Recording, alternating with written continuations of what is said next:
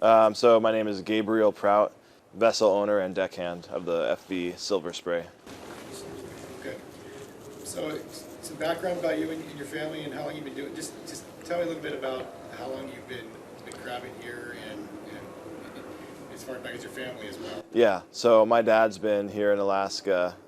He's been crabbing for the last 45 years. It's a family-run business. My brothers and I bought into this boat, the Silver Spray, about 3 years ago in the summer of 2020. Before then, my brother had been working on the boat for 10 years. I'd been working on the boat for 7 years. And together we wanted to make this a family business. So we bought into it. What do you like about crabbing? About doing this? Being on the water is an amazing experience. It's an amazing feeling. Being able to take pride in your work and do a job that not everyone can do. There really is something rewarding about that. Harvesting the crab, going out in the water, pulling up pots, working through rough weather. It's just a really fun and amazing experience to be part of. We also have a good camaraderie on this boat. So really just working and living off, not living off the land, but living off the water is very rewarding. Has this always been a fairly prosperous sort of endeavor? I mean, it would be successful as far as like being able to catch crab? Yep. Bering Sea crab fishing has always been a very lucrative business. I remember stories from the 70s, even the late 60s of guys coming back with a boatload of crab, going up and buying gold watches with their earnings, making $100,000 in a matter of a month or two. So it really has been a very lucrative pastime for a lot of people. Something why a lot of people get into the business? Yeah, correct. A lot of people would come into the business because there is a very good reward after your work. You make a very good paycheck. You're able to provide for your family. It's definitely a challenging fishery, but also very rewarding and lucrative. What does your year look like? Is all your income coming into this one this season? And I guess kind of how does the whole year plan out for you guys? Yeah, so primarily for crab fishing, the boats will typically go out in the fall, October 15th, king crab season opens, and that represents usually about 10 or 15% of a boat's yearly income. Immediately after that, we have a small fishery called tanner crab, and that's another maybe 5% of a boat's yearly crab income. But the main bread and butter for the Bering Sea crab fleet is really the snow crab. That represents anywhere from 80 to 90% of the fleet's income when it comes to crab. And you guys are on, how long is the season? Typically, snow crab goes from the middle of January all the way until the end of May. So you guys are crabbing from October until May? Correct. Different species will have different times. Typically, boats will be able to come in time for Thanksgiving and the Christmas holiday, and then go right back out starting mid-January. And they'll be fishing from mid-January all the way up until the end of May before the fishery closes. It's always you talked about how just lucrative this business is. It's always just been like a plentiful amount of crab out there for you guys to catch and bring back every year. What has happened in the last couple of years? Just what's happened in the last couple of years has been completely unprecedented and a complete shock and surprise to the industry. We had been going on very bountiful harvests, very healthy harvest as set by the Alaska Department of Fish and Game, and also managed by the NOAA Fisheries Department. The fishery looked extremely healthy. Out of nowhere, the stock collapsed. We had a 90% reduction in the snow crab allotment for vessels to catch, followed by the next year being completely closed for the first time in its history. So we went from a very healthy and vibrant fishery to being completely closed in a matter of just a couple years. Back to a couple of years ago, what was your normal limits of what you were allowed to catch? So the fishery had been very healthy. Department of Fish and Game manages the stock every year. We had been seeing a huge number of small crab come into the fishery, so the future forecast for the snow crab was looking very healthy. So it was looking very lucrative, and that's also why my brothers and my family and I decided to buy into this vessel. Things were looking good for the snow crab fishery. out of nowhere, maybe possibly due to shifting water currents or a little bit warmer water. The snow crab population just essentially collapsed on itself. And now we're left with a closed fishery for the first time ever, and we're looking at possibly a second closure of the snow crab fishery this year. So what did that do to you guys last year? As far as this, just like financial impact, like you guys basically went unemployed, right? It's extremely difficult. We've been having to make reductions in crew. We've been having to make reductions in maintenance cost, which affects the safety of the vessel. We have a huge loan payment that we bought into for this fishery, the fishing rights, that we still need to make payments on. So it's very difficult to continue to manage some of these costs, especially when you don't have the main revenue generator for the fishery. 1 year seems like a challenge, but obviously something that a lot of people think, okay, maybe I can overcome 1 year of what is the second year of this going to mean for you guys? Yeah. 1 year of a closure is definitely difficult, and you hope that maybe there was they missed something, or perhaps the crab are already on their way back.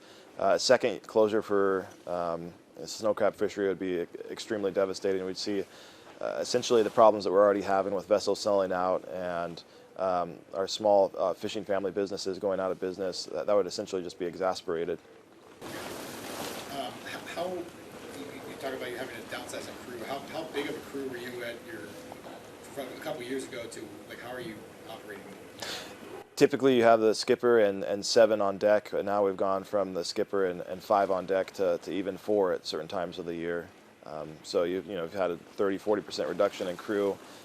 Not only affects them, but their families as well and their children. So we're really having to find ways to cut costs to even just stay in business. But are you even being able to, have work for them to do? Because you guys are relying on, you talked about you had like 10% of just some other tendering fishing stuff. Is there any work for you and your crew to do?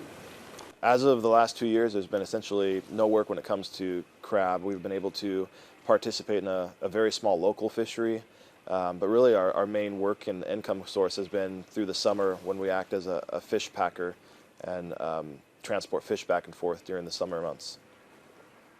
Are you having to look for more of that type of work now as a business? Correct. We're having to look for other opportunities, not just hauling salmon back and forth, but also codfish or pollock, just to make ends meet and make enough revenue to kind of keep bills paid up. I know, it's going to be shut. Snow crab's going to be shut down again this year, but if they shut down everything again, what do you think that's going to do for you guys?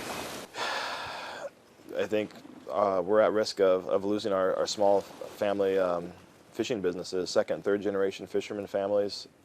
It's really just going to accelerate the problem that the boats and the Bering Sea crab fleet is already facing. Bankruptcies, foreclosures. Is that what most of these these people out doing this are? Are they family-owned businesses? Are they? It's not like some big corporations out there, right? It's you guys as a families doing it. Is that correct? Correct. I would say the Bering Sea crab fleet is 80 to 90% small family-owned independent businesses. How much of this Kodiak here rely on the crabbing industry? It really is a ripple effect. We only represent a small portion of the boats that go out and do the Bering Sea crab fleet, but even those boats will come back here and they spend money in the town. They spend money for dock services. They spend money for doing haul outs and maintenance on their vessels, which also supports the local businesses within Kodiak. So it really is a trickle-down effect now with the lack of income for the fishing fleet. We're not able to do those projects and do the maintenance and spend the money that we want to spend when that affects the town as well. You have a small fleet here representing, because fleets come from all over the region, correct? Correct. We have a small representation of the Bering Sea crab fleet here. There's also boats that are out in Sand Point, out in Dutch Harbor, down in Seattle. So they do hail from many different areas, even as far as Portland and even a few boats in California. Yeah, I think that's part of the reason why we're up here, is because I think it might be surprising to some people that something affecting up here in the Bering Sea is affecting the entire region. Yeah. I guess, so you talked a little bit about it. what do you speculate happened? Like, how have these numbers just kind of gone away? From the fisherman's perspective. I think it really is a mystery. Some people say it's due to overfishing, which is not the case. We're state managed and federally regulated. Essentially, if there's any overfishing going on, it's due to mismanagement by the state, which is just not the case. There really is a question mark on what happened to essentially a billion population strong of snow crab. We had some unusual weather patterns leading up to the collapse of the snow crab. Some scientists hypothesize that they may have collapsed on themselves or even went to deeper water to find that colder body of water that they typically live in. So I guess you would think if it was overfishing, then you'd probably see those numbers come down slowly. But it seemed like they just disappeared over like within a year. Correct. It's not due to overfishing. Essentially, we had a very healthy forecast for the snow crab population. Numbers had been steadily climbing in the years prior to the collapse. And then all of a sudden, out of nowhere, the stock essentially just vanished. And whether that's due to migration patterns changing, maybe moving further into deeper water, or even predation by other predators moving into the area, we're really not sure what it is. It's probably a multifaceted issue that came about to impact the crab that greatly. The king crab season hasn't been decided yet, correct? That one's still. You guys are fairly optimistic about that season being open? Correct. There's nothing official yet, but we're optimistic that will be open. So, I mean, are you guys, it's kind of hard to prepare, I guess, in that sense, or are you having to, like, just act as if it's going to happen and then just be disappointed? Like, how are you guys approaching these next couple of weeks? We won't know officially for the king crab season, whether it's open or not, until about the first week of October when the Department of Fish and Game releases the amounts for that season. So until then, we're kind of standing by, preparing a few things, checking on the vessel to make sure everything's ready and make sure all the permits are in order. But until they officially announce it, we don't know whether it's going to happen or not. You guys a little anxious right now as a family, as a business? Yeah, we're anxious, really counting on a king crab season because with the expectation that snow crab may be closed again, you're really hoping just for these little bits and pieces of revenue to kind of keep your business afloat and keep the bills paid up. You guys kind of need that king crab just to keep you guys from just going completely under. That's what we're looking at right now. It'd be extremely devastating not to only have the king crab season be closed, but on top of having a snow crab closure, it'd be very hard to find a way forward. And you're not. That's everybody here. They're all affected in the exact same way as you. Correct. Everybody's in the same boat essentially right now with the Bering Sea crab fleet because we all harvest the same resource. Some boats are a little better shape than others, but everyone's feeling very affected by these closures right now. Do you guys all operate about the same size crews and everything?